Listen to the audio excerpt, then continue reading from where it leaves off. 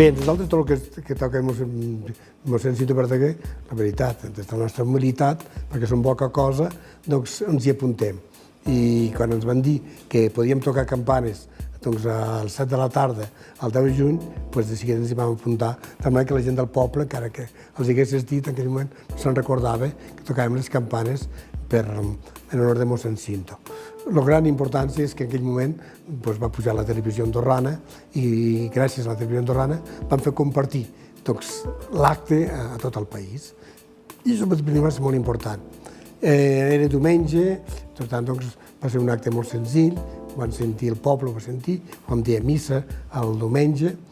però ara si aquest any que s'escau un dilluns i a escola, doncs és el més probable que implicarem, perquè les coses sempre has d'implicar la gent, no has de fer tu sol. I aleshores implicarem els mestres de música i de llengua catalana perquè es preparen muntanyes del Canigó i per part meva la catequesis Rosa d'Abril i per tant jo crec que serà un acte el que és el més bé i és la sortida de l'escola. El Verdaguer, en principi, quan va venir a Andorra, que feia seguir tot el país, doncs clar, Andorra formava part d'aquest país que ell recorria, que estimava tant, i va venir i va posar, va fer estada a Ordino i va fer estada a Andorra la Vella. Això a Ordino també hi ha els seus monuments. Aleshores, jo personalment, com un capellà que canta la pàtria, que canta la natura, la muntanya i la devoció a la Mare de Déu i la fe, òbviament he intentat seguir les seves petjades. Ell va venir a Andorra, va pensar que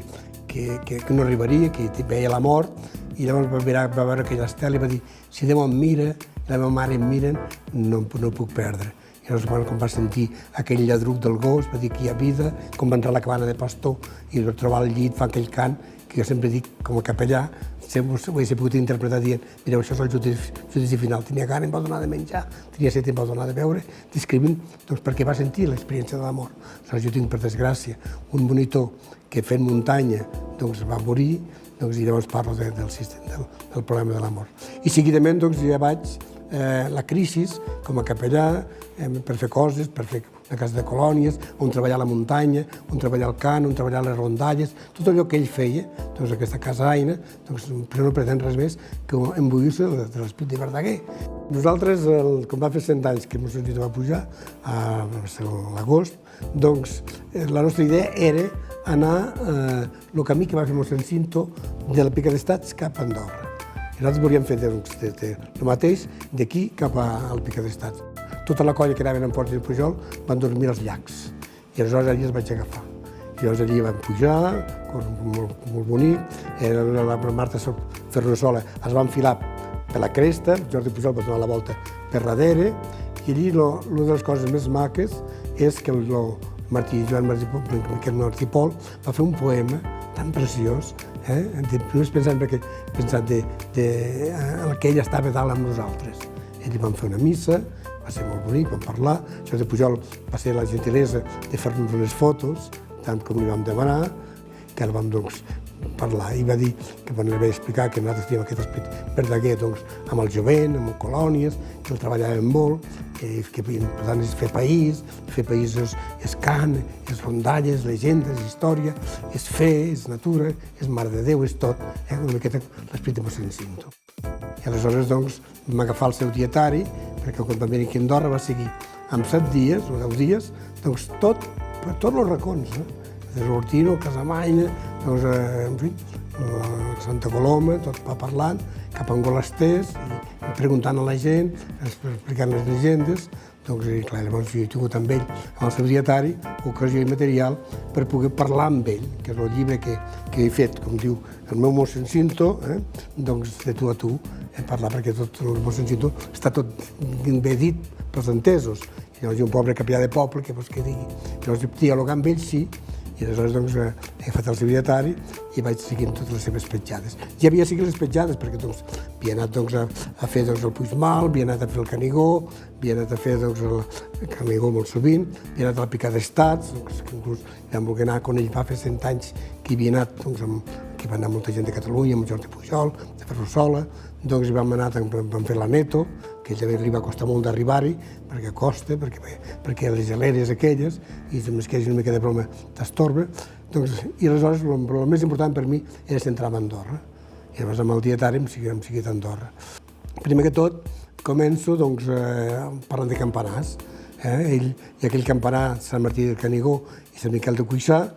que ells dialoguen, veuen la misèria, veuen la decadència. Jo tinc dos campanars, Santa Creu i Sant Cerni, i també els faig dialogar. Després vaig recorrent, ell, fill de pagès, jo fill de pagès, quan vaig fer el llibre vaig estar a Folgueroles una setmana, i vaig anar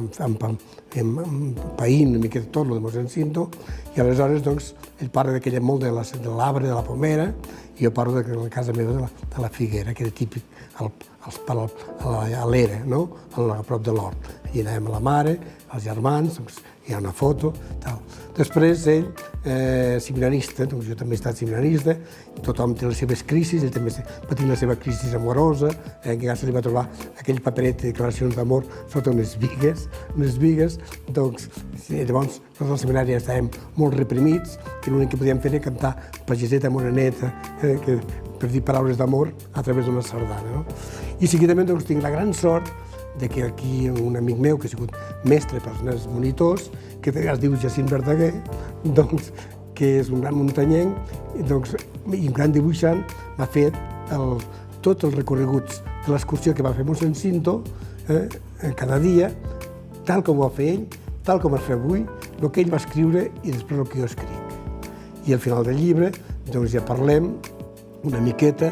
que mossèn Cinto explicava cançons, rondalles, i en les aquestes rondalles fins i tot expliquen que ell llogava un pastor dient jo et guardo les ovelles però tu explica'm rondalles. I nosaltres aquí expliquem molt contes i moltes llegendes. Sobretot, ell explica la d'Engolasters, molt bé. Després, mossèn Cinto ha fet moltes lletres de cançons, que intentem cantar-les, encara que al món d'avui aquest jovent ja en canta d'altres, els costa més, però nosaltres aquestes intentem, el Ros d'Abril, el Canigó, el Senyor que vas a França, totes aquestes cançons. I després, mossèn Cinto, li vam fer un gran homenatge a Andorra. I els capellans escriptors també vam venir aquí a fer un gran homenatge a mossèn Cinto, l'any que va venir a Andorra, més o menys. I finalment també vam dedicar tot un any a unes colònies, als nens. Van dir l'any que va fer els 100 anys que va morir, van venir aquí a fer, dedicar les colònies a mossèn Cinto. I vam implicar tots els monitors amb les cançons, les excursions que ell va fer, sobretot la de Fontargent, que allí es va acomiadar, Rius de Fontalba, llac de Fontargent, ja no es tornarà més a veure. És que si no tenim arrels, no tenim identitat. I si nosaltres no construïm sobre els arrels que hem rebut, l'arbre és estèril, no dona fruits. Hem d'innovar, ens hem d'adaptar, però sobretot un personatge com és mossèn Cinto, que ens ha donat tan mastegat